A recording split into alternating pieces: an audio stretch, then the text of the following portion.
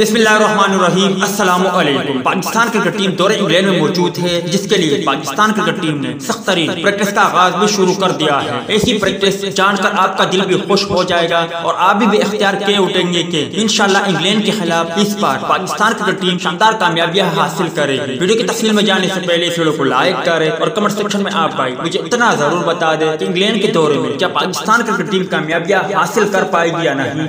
इस हवाले से कमेंट सेक्शन आपके कमेंट्स का मंतजर रहेगा। कौमी क्रिकेट टीम ने इंग्लैंड के शहर डर्बी में ट्रेनिंग सेशन का आगाज कर दिया। बारिश के बायस कौमी क्रिकेट स्क्वाड ने इंडोर नेट सेशन में हिस्सा लिया।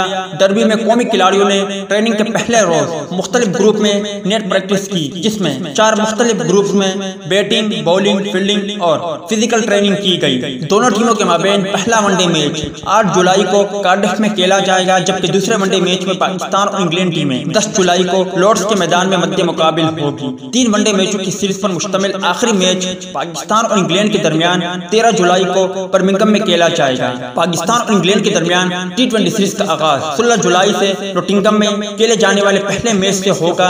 3 मैचों पर मुश्तमिल T20 सीरीज का दूसरा मैच दोनों टीमों के माबेन 18 जुलाई को लीड्स में खेला जाएगा।